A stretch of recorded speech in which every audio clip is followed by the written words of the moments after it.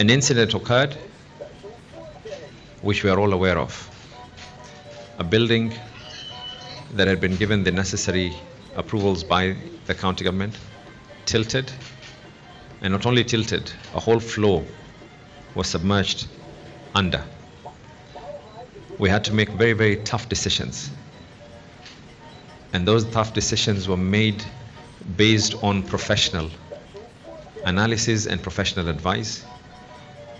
And we did what has been done for the first time in this country, and that is planned demolitions. In the process of being able to do that, we had to evacuate close to about 60,000 people for the first time in the history of the Coast General Hospital. From when it was opened, we had to be able to evacuate patients at an extra fast pace. We had to be prepared in the event of any eventualities. We managed to secure our facilities with necessary equipment. We were able to roll out from grassroots level our community health promoters to inform the public on moving out. We worked together with the national government through the office of the county commissioner, and we brought on board the village elders and the chiefs. The county department, all departments, the CECs and the chief officers, together with their directors, were each assigned different responsibilities. We had to send information to the fisher folk using the Department of Blue Economy. The CCs and the chief officers, including the deputy governor as well, had to be divided into different zones where we went door to door to try and persuade. If there's one thing that transpired is that we had a very, very huge success rate. You will all realize that we had indicated that we wanted people to be out by 6 in the morning. Unfortunately, we had a few individuals who were still at the area where they would have definitely gotten hurt. In the process of ensuring that they are as well evacuated, there was a delay. But eventually, as much as demolition should not be called a success, we were able to bring down the building, and this of course has been done through the cooperation. The military did an excellent professional job in making sure that the building was brought down. When that building was brought down, there have been zero casualty to any of the buildings except for windows all the way up to Coast General, and of course the large amount of dust and debris that has been able to be in to reach all those areas within the neighborhood. An unfortunate incident happened. We were able to confirm this yesterday. I have had a meeting with the family of a gentleman who, through CCTV, we can now confirm was actually in that building before it went down. And CCTV footage shows that a span of about 2 to 4 minutes after he went in, the building went down and he has gone missing. I have held a very, very long meeting with the family, given them my assurance that in the process of ensuring that we are clearing the area, we are going to try and see the area so that if we're to find a body, then we need to be able to put closure for the purposes of the family, and the family can be able to now take necessary action.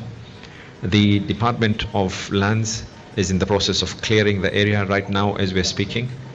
They're going to be working 24 hours a day to ensure that the whole place is cleaned up. And after working for 24 hours, we are hoping that within a span of 72 hours, once we are able to finish, they have asked for 48 hours. We are saying that at least between the first 36 hours, the area where the gentleman who was inside that building, we can be able to at least evacuate that area and then clear the whole area within a span of at least 48 to 72 hours. And then thereafter, the Department of Transport has been assigned to restore that whole area, including the piping and everything else. Power has been restored to the respective area.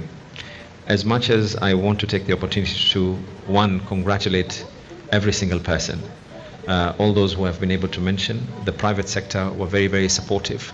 Private hospitals were able to donate some of their ambulances that were stationed at very, very critical areas. Both the staff from the national government and the county government worked overnight prior to this exercise, the whole of last night. People put their job descriptions aside and were able to get to the ground to make sure that the necessary thing is done. However, we cannot be able to stop there. People will need to take responsibility. As I had indicated earlier, I do have with me preliminary information as to what transpired. But for legal purposes, I have set a task force that will be an independent task force out of the county government. And for legal purposes, that task force within a period of 2 weeks will give me a report with a view of not just having it as a report, but taking necessary legal action on all those who are found culpable in this unfortunate incident. And that it should not only if anything else, it should serve as a warning to others. And I'm directing forthwith that one, all who applied for extension works within the county government of Mombasa, those applications stand suspended until we're able to re-verify. Two, any ongoing works where the contractor of that particular site, the engineer, the architect, were involved in any other work in Mombasa, stand suspended until further investigation as to whether those buildings that they had are solid, and also once the task force report is able to be finalized, we can be able to then make a further decision. Three, all the county government building inspectors who signed on any of those particular documents by being entrusted that they're the ones who went to the ground, until the verification is confirmed that what they signed is what is actually on the ground, they are to be sent on compulsory leave until this task force is going to be able to be finalized.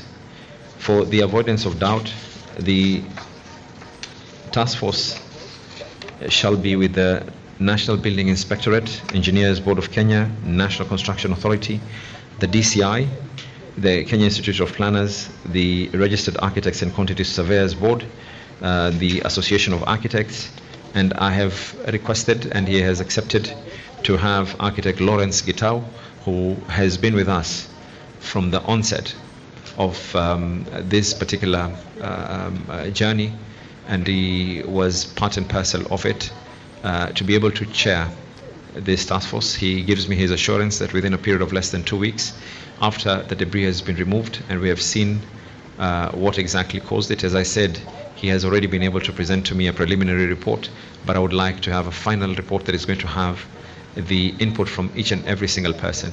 Our intent is not to going to have a report for anything else. If any individual was found culpable in this, that particular individual will not only be held liable legally, but that particular individual, we will also ban them from doing any works within Mombasa, but equally we will be making a recommendation for them to be banned in any other part of this country, for them to be doing any works and to be debarred where necessary.